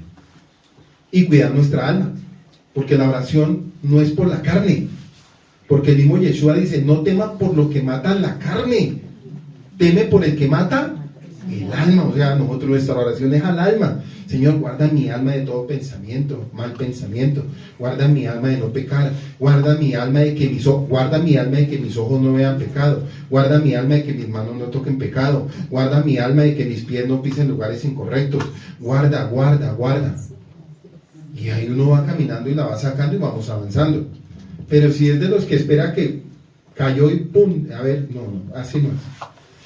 Entonces, en el versículo de Coelé 1:2, donde se nos dice, en su opinión, los términos Jabel, Jabarín, que traducido como absurdidad de absurdidades, necedad, gramaticalmente no son sustantivo o superlativo, sino más bien el término en 5 palabras es Abel, y es un imperativo del verbo lejabil, que quiere decir declarar sin sentido, nulo o intransigente, algo vacío, sin sentido, tonto o necio. Por lo tanto, el predicador que congrega y reúne sabiduría está haciendo una recomendación a las personas para que declaren absurdas e intrascendentes todas las absurdidades que contiene nuestro mundo terrenal, y que las abandonen, miren lo que él está diciendo, y que las abandonen. Al comentar nuestro versículo, por otra parte, otro sabio dice llanamente que el predicador, que significa el que congrega y que reúne la sabiduría, ve que todo lo que ha sido creado durante los 6 días de la creación es absurdidad. Y este sería el significado de una palabra que es Jacol o Jabel. Todo es absurdidad sin Yahweh. Todo lo que Dios creó sin Yahweh es tonto, porque la gente no le ve sentido. Que dígale a alguien que está más preocupado por hacer plata y todo eso, menos de Dios, le hablan lo de la creación tan bonita, como el Padre se fajó semejante creación, y va a decir, no me interesa. Usted va a llegar a un jeque árabe, venga, hablemos de la creación, porque ellos tienen esa escritura también, en el Corán está la creación, pero ellos a la final no les interesa, porque ellos están más enfocados en hacer dinero y en tener esclavos a su favor, que preocuparse por bendecir al mundo de la manera correcta. Si Ismael quisiera bendecir al mundo, cosa que no, porque en Génesis 16:12 que dice que hará guerra aún contra sus mismos hermanos, o sea, quiere decir que las intenciones de él no son nada buenas. Quiere decir que el dinero ellos lo cogen ¿para qué? Para someter, para vanidad y para mostrarle el poder al mundo de que ellos son los más poderosos. O sea, a ellos no les importó la creación. Nosotros, los que hemos sido restaurados, redimidos en Yeshua, cuando empezamos a ver la creación, vemos lo hermoso que el Padre empezó a hacer, porque entre esa creación, la hermosura, está antes de entrar al Shabbat, que somos nosotros. Dense cuenta que Él nos dejó en último para antes de entrar al Shabbat, porque la tarea de nosotros, con toda la creación y todo lo creado, es que todo entre en el reposo y en la plenitud de Dios, para encontrar el principio de que en la vida sin Dios todo es vanidad de vanidades. Pero como cuando estamos en el Padre, ya hemos abandonado el mundo, hemos muerto a todo lo que era un deleite en nuestro pasado. ¿Sí ven? Entonces, un hombre de Dios, una mujer de Dios, una familia de Dios, no se deja mover por nada material. ¿Sí? Y no estoy hablando que seamos fracasados, ni pobres, ni arruinados. Lo que yo estoy tratando de decir es esto: que lo que Dios me dé en el momento en mi vida es algo temporal y es prestado y no me pertenece. Y que cuando yo esté para partir de este mundo, si se lo puedo dar a alguien del Espíritu, se lo doy. Digo, esto es tuyo, porque tú lo luchaste. Yo lo luché para tenerlo. Tal vez tú no luchaste para tenerlo, pero como tú hiciste buenas obras con Dios y has caminado bien, te mereces que yo te herede todo esto. Eso es así, pues Dios hace con nosotros eso. Él bendice a los hijos de honra, y a los de deshonra los pone a andar como esclavos. Sencillo. A los de deshonra los pone a andar como esclavos. Que todo lo que trabajen se echa como costal roto, porque su deleite y su diario vivir están en las vanidades. ¿O usted no ha escuchado a un vanidoso cómo piensa? ¿Cómo se lenguaja un vanidoso? ¿Cómo se lenguaja una persona absurda? ¿Cómo se lenguaja una persona tonta que no entiende lo de Dios? Cree que Dios está con él por lo financiero. Cuando se le habla plata, entonces que Dios se puede dar. Exacto.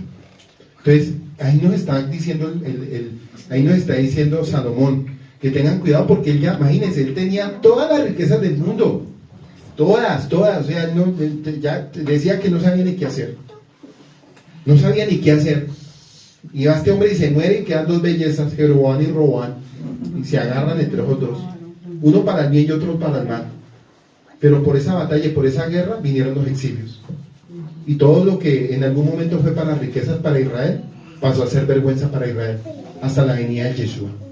Imagínate, hasta la venida de Yeshua vino a ser vergüenza el templo. Y hoy en día quieren volver a levantar algo que fue una vergüenza antes, porque todavía hay vanidad de vanidades. Entonces, en el verso 8, es una conclusión lógica del anterior, pues, cuando el hálito de vida no está porque retornó a Elohim, su fuente al aspecto material inerte, restante de la creación, carente de sentido, es el Ruach y espíritu, el que da sentido a la materia. Sin él, todo es desintegración y caos. Y posiblemente este pensamiento haya sido la base que aparentemente negaría la importancia de la creación del mundo. Y además recordemos que de ninguna manera el predicador, el que congrega, el que reúne, el que tenía sabiduría, está hablando del aspecto metafísico de la vida. Y él nos describe lo que ocurre con la Tanah Hashemer, que es bajo el sol. Es decir, en el mundo físico, como conclusión, el mundo físico solo es una fuente de incomprensión y casi de desesperación. ¿Cómo está el mundo hoy en día? Incomprensión y desesperación. Es más, el mundo está tan arraigado, analicen esto, que el mundo está tan arraigado a los tiempos y a todo lo que los hombres se levantaron a hacer por causa del mismo Satanás. Estamos hablando de los que afectaron el mundo y lo desintegraron, porque el anhelo de Yahweh de un principio era que todo fuera armonía. Desde el huerto del Edén, Adán y Eva, la tarea de ellos era tener todo en armonía, pero por su desobediencia todo se desarmonizó y se desordenó. Entonces la tarea de las generaciones siguientes era que volvieran a restaurar y a traer la armonía. Y lo vemos que hasta el diluvio todo estaba desintegrado y en desarmonía, por eso tuvo que venir un diluvio para hacer una nueva creación del mundo. Y vemos que desde el tiempo de Noé hasta nuestros días, a pesar de que las escrituras las tenemos en la mano, el ser humano, por naturaleza, es no les interesa nada. Entonces, no sé si ustedes lo pudieron notar ahorita, siempre es lo mismo, porque esta historia se repite. Uno ya sabe, y es más, conoce hasta los vecinos, uno que se emborracha el 24, el 25, ya uno sabe quiénes son los vecinos. Y es triste porque en algo tan pequeño como una cuadra de vecinos se repite lo mismo cada año. Entonces uno mira el mundo y uno mira que el mundo actúa de la misma manera, se comporta de la misma manera, corren de la misma manera, todo es una fecha, o sea, todo es una armonía, o sea, todo es una armonía, son muy armoniosos pero en el desorden, son armoniosos, ¿sí? La gente del 23, 22 están preocupados porque algo tienen que tener el 24 para la familia. Uy, llegó el 24, se emborracharon, el 25 amanecen en Guayabados, unos en el cementerio, otros ya para la cárcel, y etcétera. Y en Guayabao dicen, no, yo no sigo tomando más, pum, se vino el 30, 31, se le olvidó las palabras que dijo, volvió y le repitió el alcohólico, el borracho, y así lleva su vida anualmente cada año. Eso quiere decir que él no está dentro del mundo de la creación. Él no hace parte del mundo de la creación de Yahweh, porque la vida de él es un caos y es desarmonía. Quiere decir que él no hace parte de la creación. Pero venga, ¿cómo así usted me dice que él no hace parte de la creación? Lo estoy hablando en sentido de que es una persona que no existió en el mundo. Quiere decir que no existió. Pasó por este mundo, pero no tiene vida eterna. O sea, quiere decir no existió. Es como cuando, le voy a poner un ejemplo, es como cuando algo le sale a uno en la piel que uno sabe que eso no es ahí, toca quitárselo, pero está ahí. Y cargó uno mucho tiempo con él, pero llega el día que usted lo quita. Pues el día que se lo quita, el día que muere. Es algo que partió del mundo porque no sirvió. No dio fruto. ¿Para qué? Yo alguna vez dije una palabra hace muchos años y a mí no se me olvida y eso marcó muchas vidas. La tierra va a seguir pesando lo mismo, con nosotros o sin nosotros. Va a seguir pesando lo mismo. Total de que no afectamos en nada, por si algo se creía. Por si algo se creía.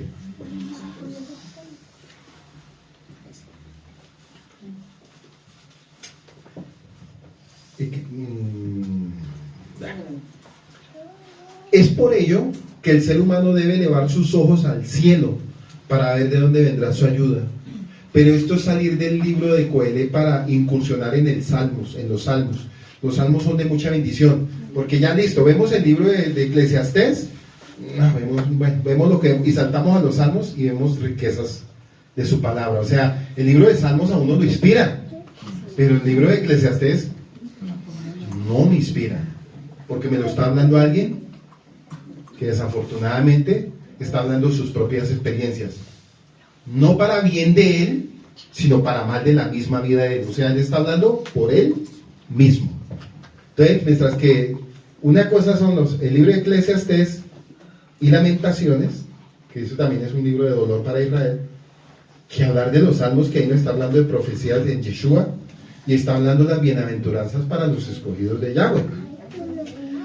Entonces, en su comentario, el verso 8, dice el Coelé, que significa el que congrega, el que reúne sabiduría, retorna con su conclusión la fórmula inicial, Jaber Jabalín, solo que ahora él le ha verificado después de todas las investigaciones importantes que fueron hechas en este libro, ya que el tema del libro había sido comprobar la veracidad de su afirmación primera, que es todo, es Hebel, absurdidad.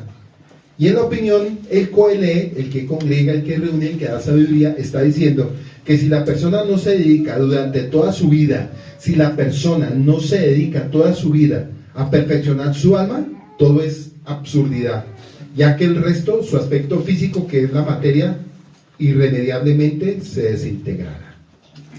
¿Sí? Que se preocupe por su alma, porque tarde o temprano su cuerpo se va desintegrando. Por eso dice el apóstol que nuestro exterior se va desgastando, pero en nuestro interior va tomando fuerza. Entonces, ¿cuál es la preocupación? Hoy en día la gente se preocupa en el mundo por lo exterior, más no por lo interior. Entonces, miren el crecimiento espiritual en el momento que usted empieza a caminar con el Eterno. hasta el día que usted va a partir con él. O sea, tiene que haber sabiduría. Tiene que haber sabiduría. Un joven de estos, los jóvenes que nacieron en la comunidad, ellos tendrán que hablar sabiduría en el camino. Ellos no podrán decir, no, es que ellos tendrán que ser un ejemplo y un testimonio para las demás generaciones. Porque aquí me está enseñando. Si la persona no se dedica durante toda su vida a perfeccionar su alma, o sea, a tomar fuerza en su alma. ¿Y cómo se toma? Con el servicio y con las escrituras y con la relación que yo tenga con mi Padre. Porque yo que voy a hablar algo que yo no vivo. O sea, uno no puede hablar algo y no puede forzar usted las palabras. Mire, aprendan esto hoy. Nunca hable de lo que no sabe. Nunca diga de lo que no entiende. Y nunca sostenga lo que usted nunca ha hecho. Mejor que ese, callado no la embarre. Mejor no la embarre, más bien. Y no pase por absurdidad de absurdidad. Sencillo. Entonces, si usted lo está haciendo de la manera correcta, como dice la Escritura, hable. Pero si no lo está haciendo, no, cállese. Es como yo decir, mire, es como los médicos, un ejemplo. Los médicos le dicen al paciente, no fume. Y usted lo ve en horas de reposo en la cafetería haciendo ¿qué? Fumar. No tome tinto porque le puede dar diabetes. A la hora del descanso, ¿usted está tomando alcohol? No tome alcohol porque el alcohol a usted lo puede matar. Resulta que ahorita en diciembre, ¿qué están haciendo la mayoría de médicos? Entonces, uno ve un médico eso y le dice a uno, pero doctor, ¿usted qué me viene a hablar si usted no es un testimonio para mi vida? ¿Sí? Sí. Exacto, o hablar yo, o decir yo un ejemplo, sí, usted está como gordito, y usted así como está gordito se puede morir, y resulta que yo estoy de un valor. Entonces, todo en la vida. Entonces, lo que yo no estoy aplicando en mi vida espiritual, porque miren, yo les quiero enseñar este punto hoy. En la fe yo me he dado cuenta que la fe es como la gente del mundo que se cree en unas películas que a la final no son. Y sí, hay gente que en la fe es muy suelta la lengua, muy orgullosos y a la final no están viviendo eso. No peguen a eso, porque todo eso se le va a contar en su momento y eso Dios le va a romper la boca. No hablen lo que no viven, no hablen lo que no hacen y no hablen lo que no están poniendo por testimonio. Mejor cállense y háganse a un lado. Yo siempre he dicho que cuando dice perfeccionar el alma es porque lo que usted está viviendo y lo que usted está haciendo se le está viendo, o si no, no lo haga. Nunca usted exija o hable de algo que usted sabe que no está viviendo, porque yo he analizado en los 24 años como el predicador hoy estoy diciendo, en mis 24 años de caminar con Dios, lo que más yo he visto es que la gente chicanea mucho hablando de lo que no vive. Hablan cosas y uno los mira y uno, pero es que sí son bien chicaneros, y uno pensaba que en la fe no había chicanería. Entonces no la embarren, porque eso puede ser peor. Es mejor decir, no lo estoy viviendo, no lo estoy aplicando, estoy tratando de alcanzarlo para ver si lo logro, en cualquier área de su vida. Pero nunca se pongan a decir, ay, yo lo hago. Si lo hace, pero yo nunca lo he visto que lo haga. No, yo lo he aplicado, pero es que yo nunca he visto que lo aplique. Entonces tengamos mucho cuidado con eso, porque miren el predicador lo que está diciendo. Nos está hablando de algo del testimonio de él, cosa que no hizo antes, sino le dio por decirlo al final. ¿No era mejor que lo hubiera hecho al principio de su vida y se hubiera sostenido en estas palabras tan hermosas? Claro que sí. Bueno, les llama la atención el uso del artículo definido precediendo la palabra del Coelec. No era un nombre propio, sino un sustantivo que significa el que congrega y el que reúne sabiduría. Por eso le decían el que congrega y el que reúne sabiduría. Y a las personas es posible que las palabras de este versículo sean del compilador del libro que opina acerca de la labor del rey Salomón, como nos enseñan los versículos siguientes. Verso 8. Absurdidad de absurdidades, necedades de necedades, tonteidades, como usted le quiera poner, pero a la final todo eso va en contra de Dios. Ahora ha concluido el libro y aquellos que lo han ordenado son los que dijeron el resto de aquí en adelante, queriendo decir que todas las cosas del mundo, las que rigen en él, son necedad de necedades. Ya ha dicho el predicador, el que congrega, quiere decir el sabio, en el verso 9, y además que había sido Coelé, que significa el que congrega, el que reúne sabiduría, sabio, más aún enseñó conocimiento al pueblo, y equiparó y inquirió y ordenó proverbios, muchos, literalmente balanceó. En el verso 9, y a más que había sido sabio, el que era más sabio entre los sabios de su generación, más aún enseñó conocimiento al pueblo, y él trató más que los otros sabios de enseñar conocimiento al pueblo, y por ello equiparó y inquirió, les enseñó caminos, para aprender a investigar las palabras de los sabios antiguos. Para ello también ordenó proverbios muchos, cuya finalidad fue entender las cosas por medio de las metáforas. Pues así dice el versículo con respecto al rey Salomón: él habló 3000 parábolas. Dice, él habló 3000 parábolas. Primera de Reyes 4:32. Verso 10.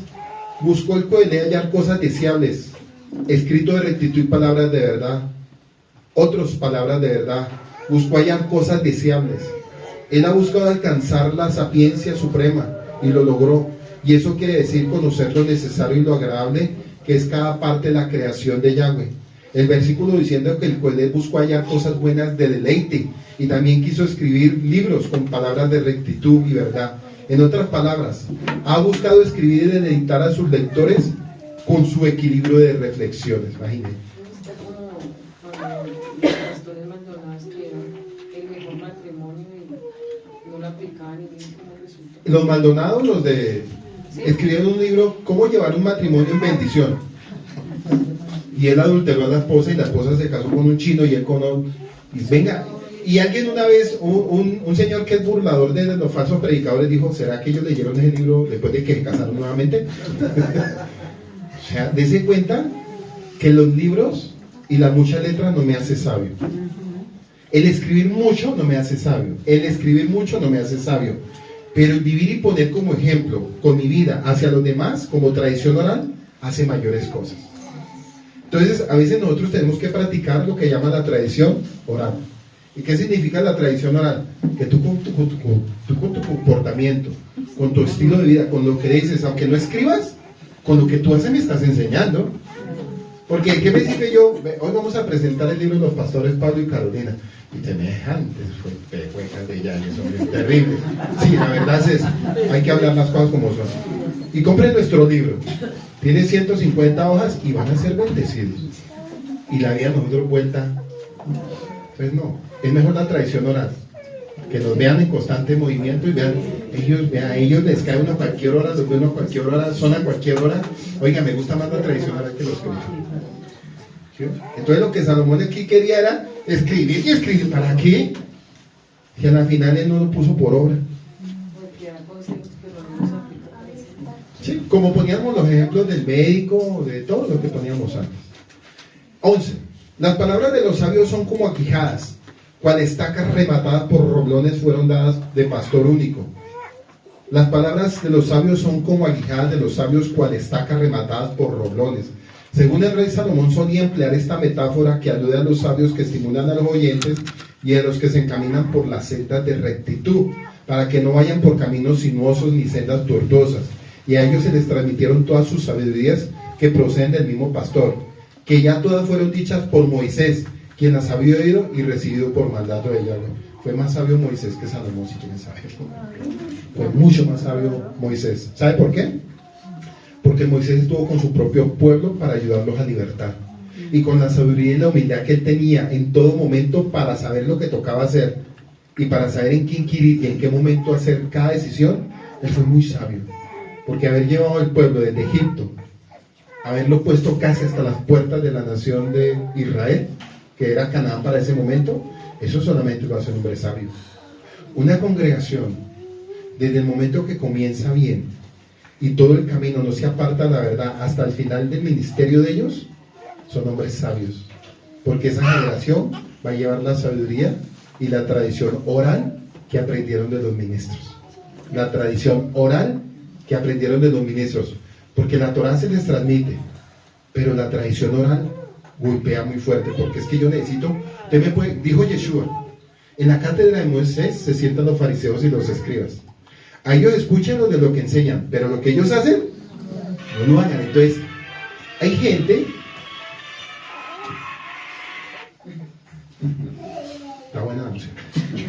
Hay gente que es muy buena para enseñar, pero para la tradición oral son pésimos, no dan ejemplo de nada. No dan ejemplo, no. Entonces, yo me pego más de la tradición oral. Para mí, yo me pego en la tradición oral porque la escritura la conozco. Y todos la conocemos acá. Entonces, ¿cuál es el mejor testimonio? ¿La misma escritura o la tradición oral que usted aprendió de la escritura? Exacto. Entonces, aquí Salomón lo que está haciendo es transmitiendo un escrito cuando debe haber sido una tradición oral para poderla escribir. Cosa que no hizo. 12.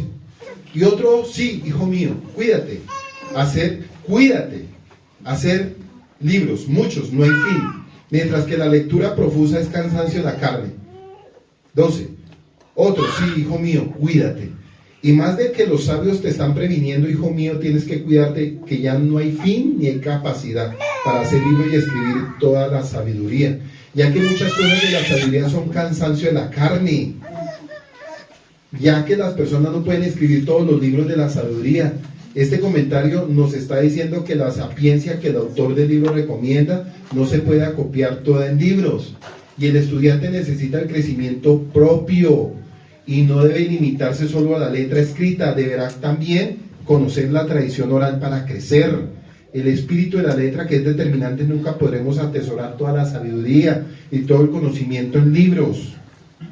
Eso se logra por la dinámica del estudio y el intercambio intelectual permanente con otros hermanos sabios. Tradición oral, le estoy enseñando a Fran. Tradición oral, me está enseñando a mí. Tradición oral, le enseño a la familia. Tradición oral, me enseña a su familia. Tradición oral, me enseño con el testimonio de mis hijos. Tradición oral, me enseña con el testimonio de sus hijos. Y así todos vamos aprendiendo uno de otro. Sí, como se ha dicho, cuando se casan en santidad, eso es tradición oral. Es una tradición oral. Para que se vuelvan en santidad. Exacto, porque normalmente la religión dice otra cosa. La religión no enseña santidad, la religión enseña, hay novios en la iglesia cristiana. Y tocan la batería, tocan el saxofón y tocan a la niña. Sí, exacto, esos son expertos en ese tipo de instrumentos.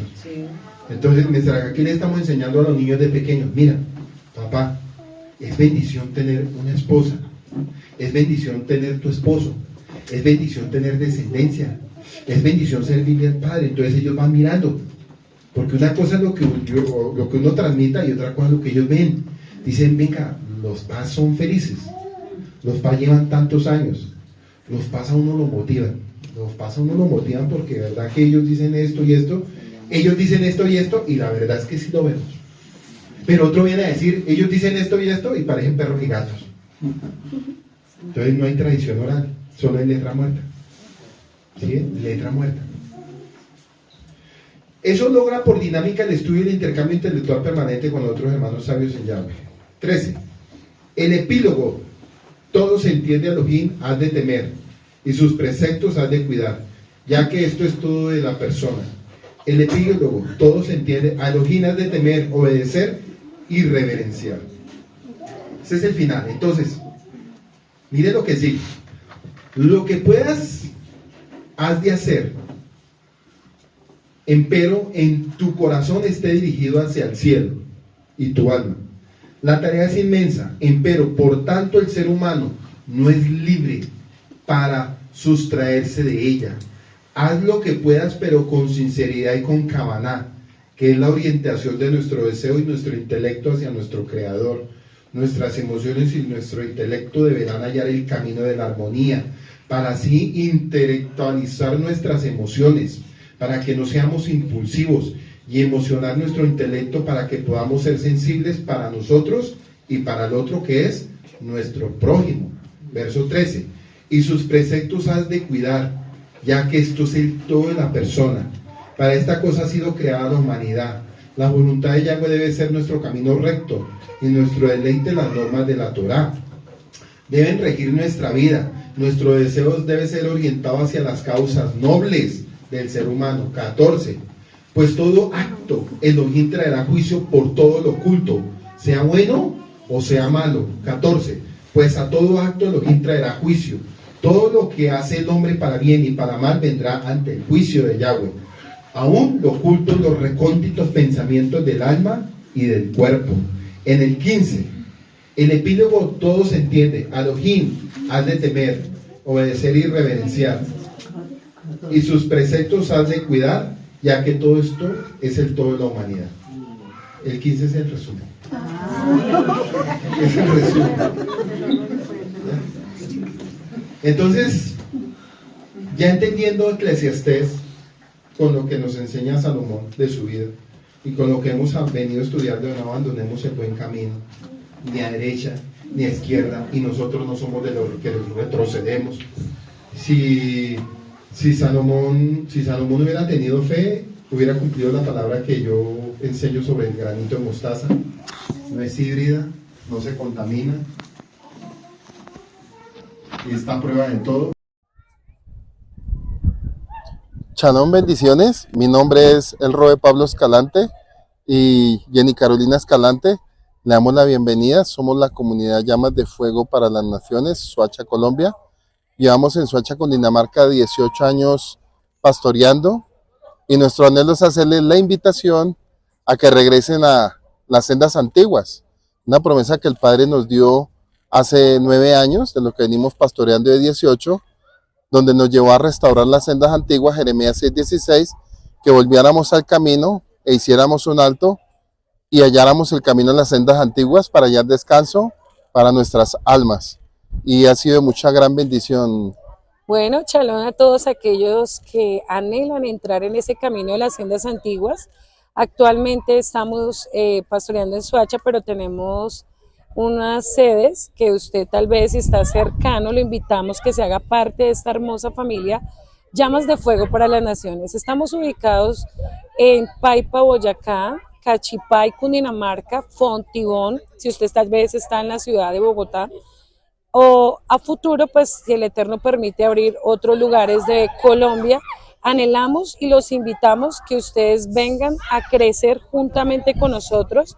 Si usted anhela conocer un poquito más de las sendas antiguas, usted puede acercarse a alguno de los lugares donde actualmente en Colombia estamos ubicados y anhelamos que sea el Eterno guiando su corazón para que sea parte de esta hermosa familia que ha venido creciendo, que hemos visto cómo el Padre ha restaurado familias, jóvenes, niños, y aún ha restaurado la palabra, que es lo que es el fundamento principal de nuestro ministerio, como dice Jeremías 6:16. Ese es nuestro anhelo, que el Padre se glorifique en su vida, en su ministerio, en su familia, y sobre todo que el Eterno traiga libertad a través de la Escritura. Así que les invitamos y que sea un tiempo donde el Padre le permita llegar a esta casa. ¡Shalom!